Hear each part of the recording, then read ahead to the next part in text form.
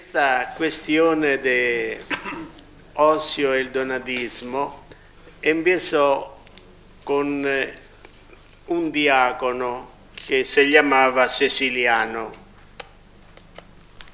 Una signora de Cartagine ha dato un peso a un martire che non era riconosciuto dalla comunità come martire, si chiamavano los martires vindicatos, e il diacono ha rimproverato questa signora. El diácono le reñó a esta señora que se llamaba Lucilla. Y de este diácono luego fue obispo de Cartago y empezó a contestar esta consagración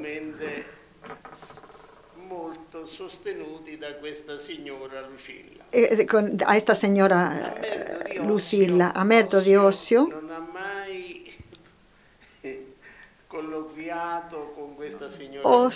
nunca habló con esta señora. El obispo siempre criticó, siempre se peleó con esta señora. Y esto enseña mucho sobre la historia. Nosotros tenemos la documentación de toda esta cuestión en este libro que se ha publicado aquí en Córdoba, Osio de Córdoba. El problema es cómo leer esta documentación. La profesora Lissi ha hecho una propuesta y yo daré otras y intentaremos comprender esta personalidad que pertenece un poco como Constantino al mundo de la historia y quizá al plus ultra, ¿no? Más allá de la historia. Para una relectura de la documentación sobre Osio de Córdoba se encuentra la cuestión donatista. Respecto a la aportación de Osio a esta cuestión donatista, se consideran tres fases. La primera, desde el 311 al 316. La segunda, después del concilio de Arles, y la tercera, desde la muerte del emperador Constantino hasta la muerte de Osio. En la primera fase, la elección muy contestada de Ceciliano como obispo, de cuestión interna de la Iglesia de Cartago, se convirtió, con el emperador Constantino, se convirtió en una cuestión pública. Se produjeron, dirigió al nuevo obispo de Roma los obispos numidios contrarios a dicha elección. En la carta enviada por el emperador Constantino al nuevo obispo de Cartago, le contó que había recibido de Urso, el intendente de las finanzas imperiales en África, la suma de 3.000 foles que tenía que repartir entre los ministros de la Iglesia Católica, los de una lista que le había enviado Osio en un anterior breve. En la misma carta, la posición del que contestaba a Ceciliano, el nuevo obispo, es valorada como una perversa falsedad. En dicha carta se nos habla ciertamente a los comienzos de la escisión donatista, cuando a la muerte del obispo de Cartago, Mensurio, fue consagrado en su lugar Ceciliano, con la sospecha de que uno de los consagrantes, que se llamaba Felice de Aptunci, había sido traditor durante la persecución de Diocleciano. Y sin esperar la llegada de Secondo de Tigisi, el obispo primado de la Numidia. Este último canalizó la oposición numidia en un sínodo de Cartago del 312, en el cual se declaró no válida la consagración de Ceciliano y en su lugar fue elegido Majorino, que era un lector de la Iglesia de Cartago. De esto dan noticia los opositores de Ceciliano al emperador a través del procónsul de África, Anulino, al cual le mandaron también una súplica con un libellus sobre Ceciliano para que una comisión volviera a examinar su nombramiento episcopal. Además, estos se lamentaban de que los nuevos beneficios concedidos por el príncipe a los cristianos hubieran confluido todos en el clero de Cartago y le pedían a la comisión que estuviera compuesta por obispos de la Galia. En la carta del emperador a Ceciliano y la petición de los opositores de Ceciliano, hay toda una literatura, una enorme literatura, entre las principales fuentes, French y Charles Piedri, que es un francés y un inglés. Agostino, un siglo después, deja entender que la Iglesia romana había recibido ya a Ceciliano en su comunión. Y por tal motivo sus objetores habían solicitado jueces no romanos.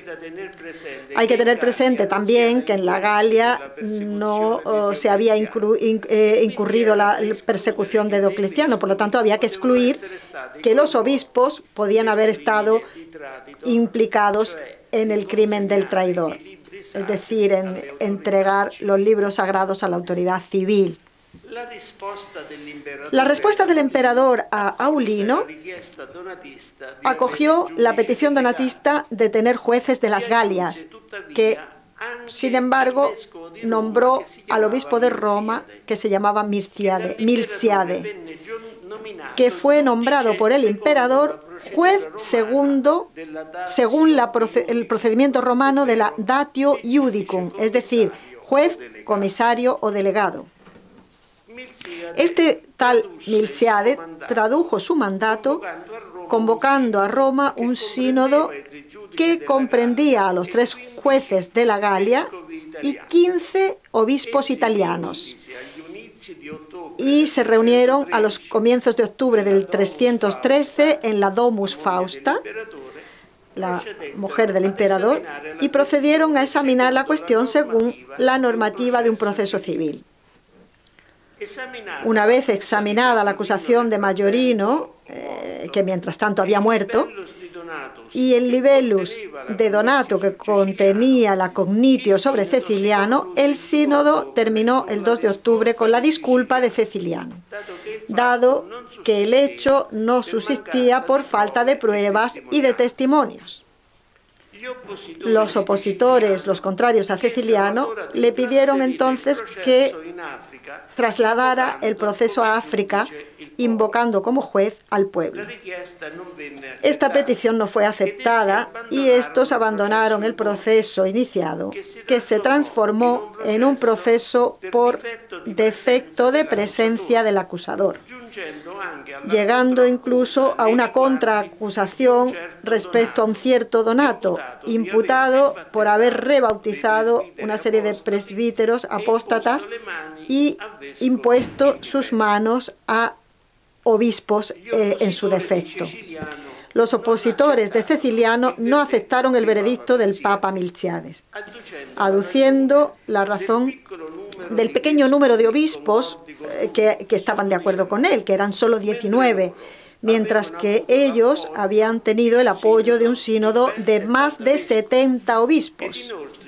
Y además, los jueces romanos no habían escuchado a los acusadores de Félix de Abtungi, que inculpado de haber sido traidor y por tanto de haber participado inválidamente en la consagración episcopal de Ceciliano.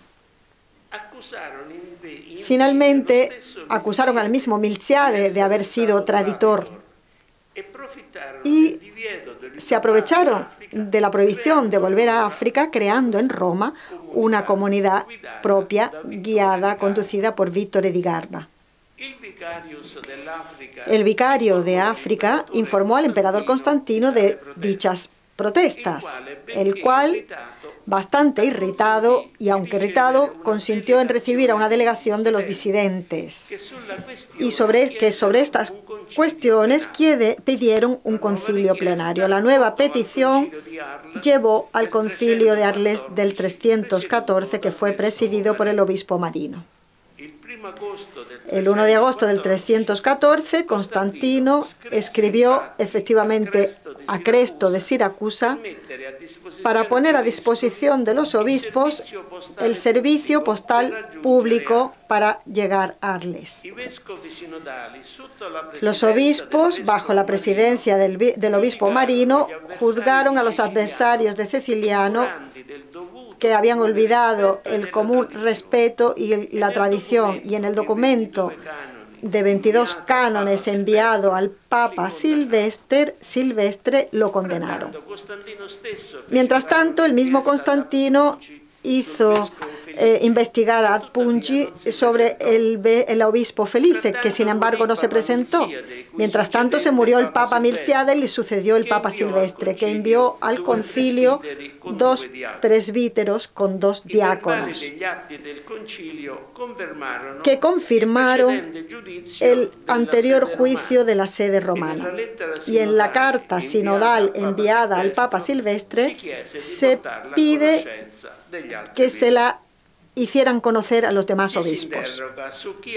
Nos preguntamos quién ha redactado esa carta sinodal, y se invocan los nombres, se preguntan los nombres de Osio y de Reticio de Atum. El influjo de Osio sobre la marcha del concilio de Arles resulta evidente del hecho de la redacción de la carta sinodal, que está modulada según su concepción de las relaciones conjuntas pero respetuosas de los respectivos ámbitos entre la autoridad civiles romana y la Iglesia Católica. Después de Arles, Constantino le escribió a los obispos una carta de agradecimiento, la Aeterna et Religiosa, que no es considerada de Constantino por la crítica. Esta efectivamente tiene el aire de un sermón eclesiástico y se considera que el autor es Osio. Privilegiar por parte del emperador Constantino a Ceciliano y a sus contexto, porque era el representante de la Santa Religión Católica respecto a los obispos numidios, se le acredita a la obra de Osio de Córdoba. Entramos en la segunda fase. Hasta el año 316 no se registraron otras intervenciones de Constantino en la cuestión de la Iglesia africana, a lo mejor porque estaba ocupado en la guerra con Licinio. Entre tanto, en Numidia, como refirió el nuevo vicario de África, Menalius, uno de los obispos que en el 305 había estado presente en Sirta, en la consagración del obispo donatista Silvano, aumentaba la revolución contra Ceciliano. Por la parte católica se invocaron entonces medidas a cargo de los donatistas, dando comienzo a aquella serie represiva de intervenciones civiles que tanto agudizó la cuestión de la comunión eclesial en África del Norte en los primeros 20 años del IV siglo. Para hacer frente a ese difícil momento, uno de los consejeros de Constantino, que se llamaba Filomenus, sugirió el compromiso de elegir un nuevo obispo, dado que Ceciliano y Donato estaban en Italia. La propuesta se aceptó y 2 prelados, Olimpio y Eunomio, se comprometieron a llevarla a África, pero los donatistas boicotearon la propuesta. Constantino quiso resolver una vez más personalmente la cuestión y, enviados a casa a los obispos donatistas que estaban en la corte, le dio a Domitius Celsus el encargo de resolver el caso con instrucciones muy precisas. En la primavera del 317, la aplicación de tales instrucciones decretó que las iglesias de los donatistas tenían que ser confiscadas y sus jefes enviados al exilio. Pero Donato rechazó y no quiso darle a Ceciliano las iglesias donatistas de Cartago e invocó la intervención de los soldados.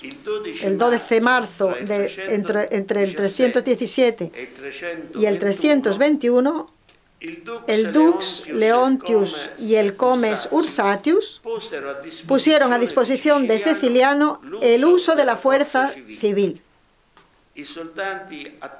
Los soldados atacaron la Basílica Donatista, la Basílica Maiorum, que estaba fuera de la ciudad, y mataron a todos los que se opusieron.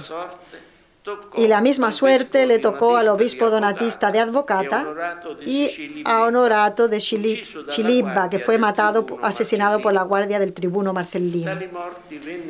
Estos muertos fueron indicados por los donatistas como fruto de la persecución de los cecilianistas. Constantino, al ver que no tenían buen resultado en los intentos de restablecer la paz religiosa en África, en mayo de 321 hizo un edicto de tolerancia del que se aprovecharon mucho los donatistas. Y entramos en la tercera fase, desde la muerte de Constantino, en el 337, a la muerte de Osio, 357. Tras la muerte de Constantino, los contrarios a Ceciliano, que murió en el 340, vinieron nombrados oficialmente con el nombre de donatistas. Y también empezó su movimiento. En el concilio de Sérdica del 342-343, con los emperadores Constante para Occidente y Constanzo para el Oriente, los donatistas fueron junto a los orientales y a Filipópoli, mientras los cecilianistas, con su obispo Gratus, estuvieron con Osio en Sérdica. Pero en Sérdica no se jugaba la cuestión donatista. Sin embargo, la modalidad de su desarrollo aclaró la concepción de Osio acerca de la modalidad de las relaciones del emperador con el mundo cristiano, aconsejada ya por él y adoptada desde el comienzo en todo el asunto donatista. Los cánones de Sérdica revisten un particular relieve en un contencioso entre obispos donde se dan normas respecto al recurso de los obispos a la sede romana y a la imperial. Y en cuanto al recurso a la Iglesia de Roma en el caso de un obispo condenado, se exige que el apelo lo pidan a través de una carta los jueces que lo examinaron o bien los obispos de una provincia cercana, ateniéndose siempre en última instancia a lo que decida Roma. Se establece además que no se ordene un nuevo obispo antes del juicio positivo de la sede romana. En cuanto al recurso al emperador, se exige que se opere a través del metropolita, sirviéndose de un diácono y solamente si son invitados por el emperador. Se pide además que las peticiones que hay que presentar al emperador se entreguen primero al obispo de Roma, a cuyo juicio se le pide la oportunidad o no oportunidad de presentarla al príncipe. Y de todo este conjunto surge el hecho de que Osio, un obispo de la Iglesia latina, se movía en el respeto de la sedes Petri como Ecclesia Principalis de las iglesias latinas y, por tanto, tribunal de última instancia para cualquier contencioso en el occidente cristiano latino. Frente a esta legislación lineal, se movió la oposición donatista, que, saltando por encima de la tradición de las iglesias latinas, exigía soluciones directamente al emperador. Después de Sérdica, hay dos emisarios en África, Paolo y Macario, que fueron allí para reunir fondos para las iglesias africanas. Y esto se resolvió con lo que los donatistas llamaron la persecución de Macario. Se piensa que Osio se encontró con ellos antes de su partida, visto que fueron favorables a Gratus, que era el obispo de Cartago. Los católicos, que antes se llamaban con el nombre de cecilianistas por la persecución de Macario, fueron llamados macarianos a partir de la persecución de Macario. Y por último, se ve la obra de Osio bajo Constanzo, los años más duros para él. Osio, en efecto, aunque obligado por las circunstancias, fue obligado a firmar el sínodo de Sirmio por el emperador.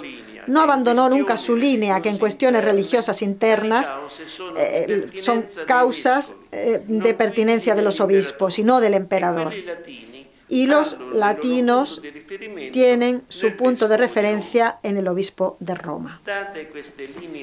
Dadas estas líneas históricas acerca de Osio y de la cuestión donatista, consideremos ahora su aportación en tal asunto en relación con las demandas de las preguntas que plantean las documentaciones existentes.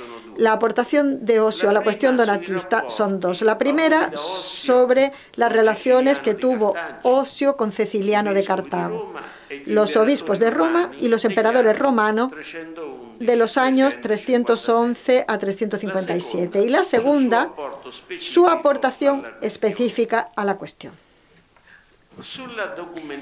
Sobre la documentación de la cuestión donatista, disponemos de una carta del emperador Constantino enviada en el 313 a Ceciliano, el nuevo obispo de Cartago, contestado por los obispos de la Numidia. La carta muestra que el príncipe está suficientemente informado de toda la cuestión.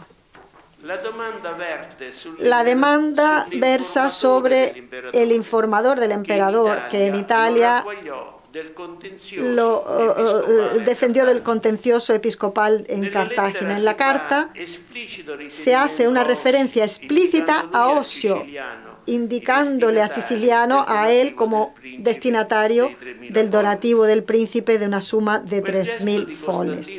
Ese gesto de Constantino del año 313, la misma fecha del llamado Edicto de Constantino, fue uno de los primeros gestos concretos del príncipe a favor de los cristianos. En este caso, a favor del primate cristiano del África romana, como representante, se subraya, de la religión cristiana católica, donde el término católica indicaba ya el referente religioso de la autoridad imperial. Osio parece ser el consejero de Constantino en las acciones del emperador en materia de religión cristiana. Y aquí se plantean dos preguntas. ¿De dónde llegó a conocer Osio la situación controvertida sobre el obispo de Cartago? ¿Y quién le sugirió al emperador que dispusiera de su colaboración? A la primera domanda forse si può convenire. La primera pregunta a lo mejor se puede contestar que Osio recibió la información o bien del mismo Ceciliano, dado que un nuevo obispo enviaba una carta, cada nuevo obispo enviaba una carta de comunión, además de a la iglesia principal, es decir, a la sede romana, también a los otros obispos limítrofes, y la Iberia romana se consideraba así, o bien que recibiera la información del mismo obispo de Roma, que había recibido de oficio los actas del nombramiento de Ceciliano como obispo de Cartago y con el anexo de la contestación de los obispos numidios. En aquel tiempo, Osio estaba en Italia, ciertamente, o bien huésped del obispo de Roma o de la corte imperial por sugerencia, tal vez, de algún funcionario romano que tuviera un cargo en Iberia. En espera de que este vacío de la investigación pueda ser rellenado, pongamos de relieve que de la carta de Constantino surge ese católica que en materia de religión cristiana tenía como punto de referencia para las iglesias latinas al obispo de Roma. Muy probablemente en los años 312 y 313 allí se encontraba Osio. Hay también quien piensa a Osio como acompañante de Constantino en la marcha desde Galia hasta Roma para la batalla de Ponte Milvio. Y entonces eso significa que desde el 313 ya formaba parte de la corte imperial. Esto lo apoya la historiografía que habla de Constantino, que tenía consigo sacerdotes iniciados por una visión que había tenido, ¿no? Pero en un encomio de Constantino se habla del gran prestigio que gozaba Osio para resolver conflictos tanto en la Bética como en toda la península ibérica. Aunque en la Vita Constantini nunca se nombra el nombre de Osio, sin embargo se refiere a él 3 veces, en particular en la carta del emperador enviada a Alejandría sobre el contrasto de Ario con su obispo, cuyo portador sería Osio. Eusebio, en efecto, antes de darle el texto de la carta, presenta al personaje encargado de llevarla como un hombre de la corte de Constantino dotado de mucha piedad y de mucha prudencia. Luego, hablando de los motivos para convocar el concilio de Nicea y de los participantes con sus intervenciones, señala que en las decisiones tomadas tomó parte el más conocido de los obispos ibéricos. Y la primera firma del concilio niceno era la de Osio de Córdoba. Al final del texto de la carta, Eusebio vuelve sobre Osio como una persona capaz de interpretar el espíritu de Constantino. Y por lo que se refiere a la aportación de Osio a la legislación imperial en materia interna a la religión cristiana, con el acuerdo del llamado Edicto Constantiniano, se dio un reconocimiento legal a la religión cristiana con sus reglamentos internos. Un hecho nuevo, sin embargo, se verificó cuando el emperador Constantino intervino en el primer problema interno de los cristianos, que fue la consagración muy contestada de Ceciliano a obispo de Cartago, que se convirtió en una cuestión pública. Con esa intervención, Constantino, ciertamente por motivos económicos, quería el favor de los africanos, que estaba inclinado a los anteriores. Sin embargo, se puso de parte de Ceciliano y no de sus opositores, y se considera que Osio fue el que le dio ese consejo. A ese punto apareció un nuevo hecho. Por primera vez, la invocación por parte de los cristianos, en el caso de los opositores de Ceciliano, de una intervención del emperador en una causa puramente interna de los cristianos. A nuestra investigación le interesa comprender la aportación de Osio a esta cuestión, hasta el año 357, que fue el año en el que murió. Y, sobre todo, disponemos de 2 cartas, una del 342, que junto a Protógenes, obispo de Sérdica, envió al Papa Julio sobre la fidelidad a la fe nicena. La otra carta, del 355, a 2 años de su muerte, cuando fue invitado por el emperador Constanzo para ir a Milán y firmar la condena de Atanasio. Él, como respuesta, le envió una misiva en la que hacía notar que el concilio de Sérdica no había sido solo una cuestión relativa a Atanasio, porque allí estaba en juego la ortodoxia de la fe cristiana, cuya custodia en la Iglesia está confiada a los obispos y no al poder imperial. La carta de Osio a Costanzo podemos considerarla la clave de lectura, la llave de lectura de su obra, también en relación con la cuestión donatista y de la documentación de la cual se dispone. Su aportación principal se refiere, en efecto, a la modulación de las intervenciones imperiales en las cuestiones cristianas internas, que ahora, y como conclusión, vamos a intentar enunciar. En el ámbito de la pacificación del imperio romano con el mundo cristiano, se crearon inmediatamente, como se podía esperar, dos orientaciones sobre las posibles intervenciones imperiales en el área de la fe cristiana. Uno lo moduló en Oriente Eusebio de Cesarea de Palestina, concediéndole al príncipe como vicario de Cristo en la tierra cualquier posible intervención. En la Vita Constantini de Eusebio, Constantino se compara con un nuevo Moisés.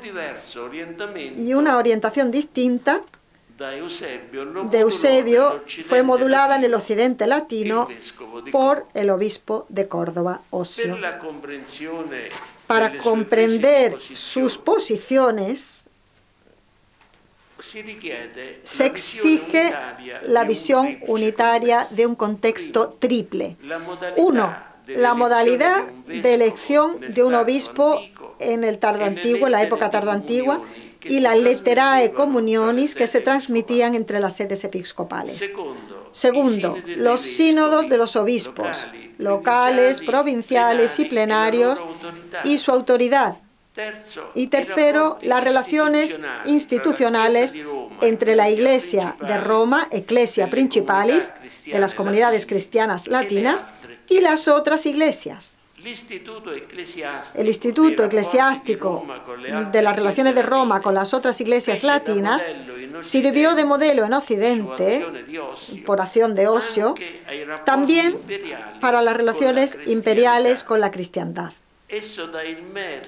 Y esto nos da la medida del desarrollo de la cuestión ceciliana en África y de cómo fue conducida, llevada por el mismo emperador. Además, da idea de las dificultades en las que hubo que afrontar, tanto por la parte romana, de la curia romana, tanto por parte de las comunidades cristianas. La exigencia de los opositores de Ceciliano de dirigirse a Constantino como última instancia para tener juicios diferentes de los romanos, jurídicamente podía entrar en la línea del derecho romano, pero no en la de la tradición eclesiástica latina, que exigía como última instancia dirigirse al obispo de la Iglesia de Roma como Ecclesia Principalis del occidente latino. Esta ambigua acción de los donatistas arrastró todo el siglo, fue todo el siglo, y después de Constantino y de los concilios provinciales eclesiásticos, se fueron adecuando progresivamente a la renovada circunscripción civil de la administración imperial, hasta la constitución de los 5 patriarcados, aún permaneciendo siempre abierta la cuestión entre Roma y Constantinopla sobre la última instancia en un contencioso entre ellos. Con esta nueva reestructuración, la romana sedes Petri aplicó, sin embargo, siempre el principio de su costumbre de relacionarse con las iglesias latinas, es decir, que la Ecclesia Principalis era la que tenía competencia en la última instancia. Con la muerte de Constantino sabemos que hubo un centro en Oriente y otro en Occidente, con 2 emperadores. Mientras que en Oriente prácticamente el Oriente fue fiel al que el emperador pudiera intervenir como vicario de Cristo. En Occidente, sin embargo, no fue así. Y se moduló el asunto según la costumbre de Roma, la iglesia principal, que era la que tenía la última palabra en cualquier contencioso sobre las iglesias latinas. En ocasión de la discutida nombramiento de Ceciliano, había intervenido un príncipe en materia cristiana por primera vez, y la primera petición de los cristianos a la autoridad imperial en materia interna, el concilio de Sérdica constituyó la primera articulación conjunta a este respecto. En Occidente prevaleció la idea de Osio, que contemplaba las intervenciones imperiales, pero consideraba la Iglesia de Roma la Iglesia principal. Y así se codificaron toda la articulación, todo el desarrollo de su articulación. Los estudiosos del derecho eclesiástico plantean la cuestión si después del 328 se trasladó el derecho eclesiástico interno, el modelo jurídico civil de la appellatio, que contemplaba la retractatio o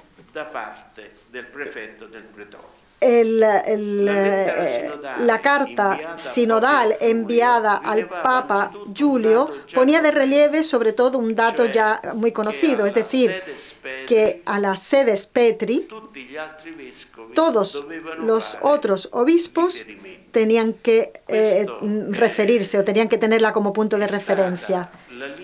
Fue esta la línea seguida por Osio, y esta fue su gran contribución.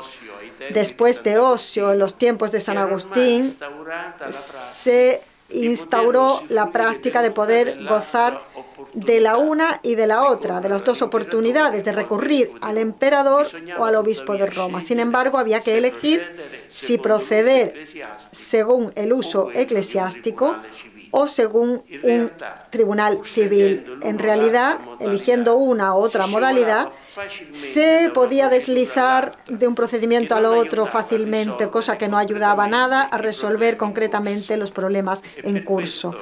Y por esto Agustín imputaba a los donatistas el hecho de que ellos hacían referencia al emperador y no lo obedecían, y hacían referencia a los usos eclesiásticos, pero tampoco los obedecían. Esto pone de evidencia que se movía de manera conjunta en el plano eclesiástico y en el plano civil, y como consecuencia se formó una nueva modalidad institucional de gestión de las relaciones de las autoridades romanas con instituciones eclesiásticas, moduladas por Osio en el respeto a la tradición de las iglesias latinas, que tenían en el obispo de Roma su punto institucional de referencia. La acogida de todo esto fue en Occidente, más que una concesión a los cristianos, un moverse dentro del respeto jurídico que en ámbito territorial romano era reconocido a las corporaciones públicas. Desde el punto de vista institucional, tenemos que observar que la ruptura del Imperio Romano llevó a Occidente al final de la posibilidad de dirigirse al emperador en una causa eclesiástica interna. Sin embargo, quedó sin resolver como un problema nuevo nacido con la cuestión donatista, aunque no con plena conciencia, el resurgir de la libertad religiosa en cuestiones internas de la Iglesia. El edicto de Constantino, por otra parte, había concedido a los cristianos, a todos los hombres, no tanto el derecho de tolerancia que ya existía, sino la libertad de conciencia en materia religiosa. El respeto de esta libertad ha encontrado siempre dificultades, no en línea de principio, sino sobre el plano institucional. que es un dato que aparece siempre en la historia del cristianismo. Se debe a esto también el fracaso de las intervenciones de Constantino en el asunto donatista, mientras que la obra de Osio de Córdoba se movió siempre en el respeto del ámbito institucional de la tradición eclesiástica latina. Muchísimas gracias.